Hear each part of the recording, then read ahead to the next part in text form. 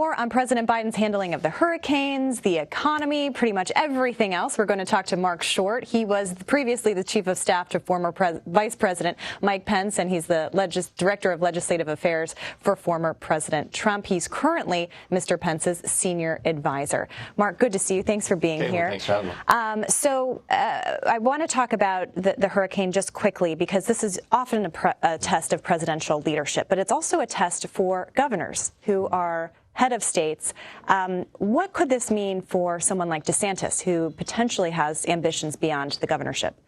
Well, Caitlin, I think that you need to show a certain amount of compassion for the victims of a hurricane or a natural disaster of this nature. But I also feel like with significant Republican leadership in Senator Scott, Senator Rubio, and the delegation, he'll probably be able to get support he needs financially for the state. But I think it's also, at this point, it's important to rally around the victims more so than kind of think through the politics of it. And I'm sure there are politics at play, but I think most importantly, if you just do your job, that'll accrue to your benefit.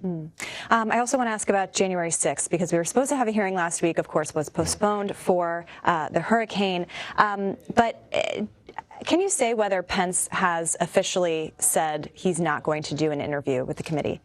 I think that the vice president on many occasions expressed his reservations about participation in the committee because of great concerns about separation of powers here. And I don't think there's any sort of precedent for a vice president testifying under these circumstances. There have been a couple of times where vice presidents have testified to Congress before, Caitlin, but never about their private conversation with the president.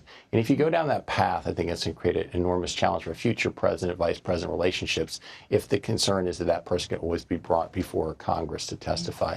And again, I think, as I pointed out on a couple of occasions, you do have a former vice president who's currently now president of the United States. And I'm not sure that he wants to be forced to testify about dealings that Hunter Biden had with Ukraine when he served as vice president of the United States. So I think there's a lot of historical challenges and constitutional challenges to that. There is talk in Congress about the reforming how the Electoral Count Act. Would Vice President Pence support the effort in the House? One piece of legislation has been proposed by Liz Cheney. There's a Senate version as well. Would he support either of those? Well, Caitlin, I don't want to speak for him on that, but I think that what was important to see in both pieces of legislation was just an acknowledgement that the vice president's role is crystal clear in the Constitution and the Electoral Count Act as to what his role is. If Congress can take an extra step of self-policing itself, I think there's probably some merit to that, because I don't think that people fully appreciate that in the last 3 Republican presidential victories, there have been Democrats in Congress who have been objected to those results on the floor of the House. And Republicans certainly did that in 2020. And I think that we want states to be the ones certifying their election results. I think as conservatives, we've always appreciated that there is a federalist approach here, and our founders wanted the states to be the ones in charge of their own state elections. Unless there's an extreme case, then there would be opportunity for people in Congress to object. But Democrats, I think, set us on this path. I think Republicans went a step further in 2020. If they need to self-police and control and change, instead of just saying one House member, one senator is required to reach an objection and raise that threshold, I think there's merit to that. I want to ask about comments that former President Trump made, essentially something that was taken as a death threat against Mitch McConnell. He also issued racist language about Mitch McConnell's wife, Elaine Chao.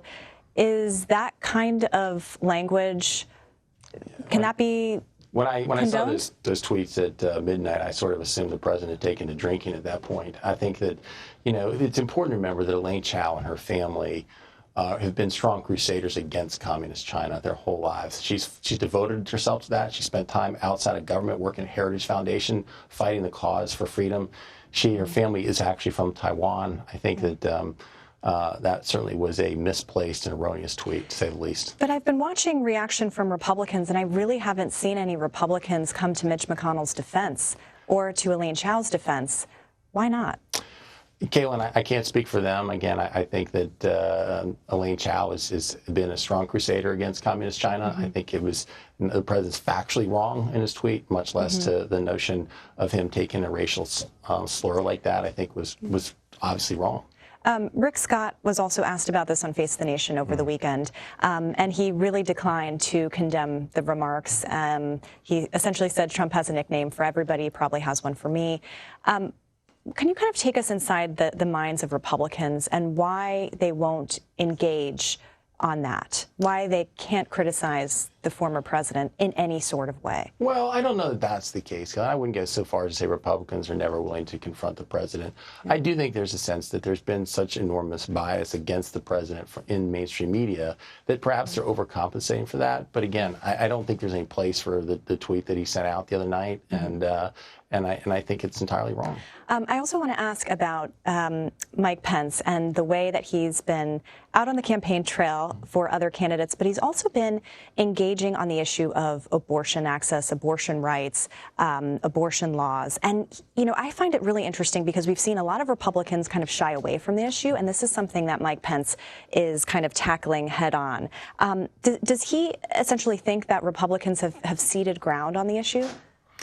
I think if you get through his entire public career, he's been a strong advocate for life. And he is one of the champion for making sure that taxpayer funding doesn't support abortions through Planned Parenthood throughout his time in Congress.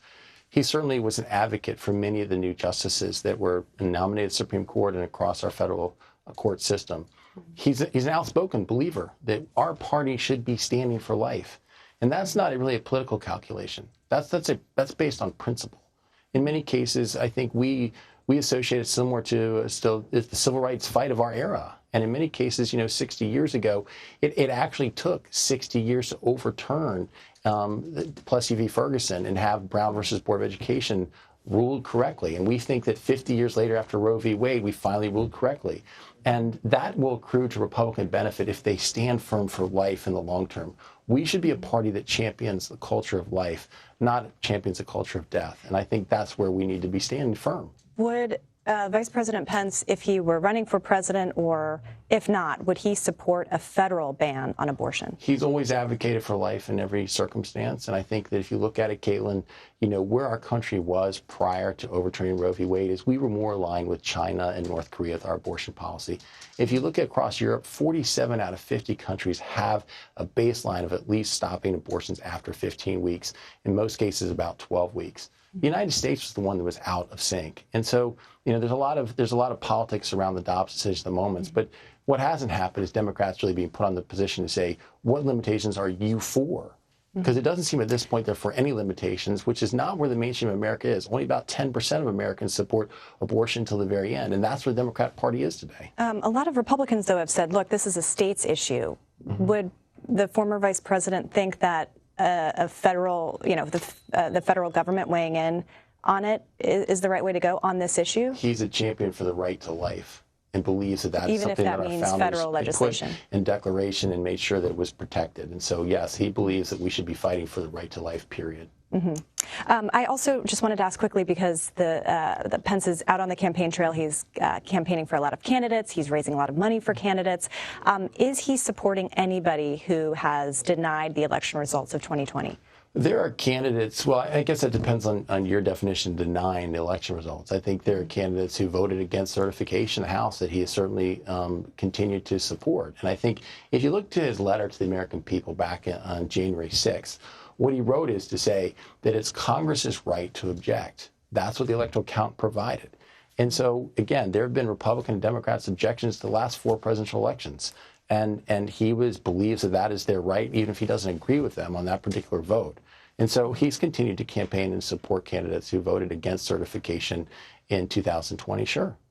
All right, Marc Short, thank you very much. I know we'll be talking to you a lot over the next few weeks and beyond. We appreciate your time. Thank you.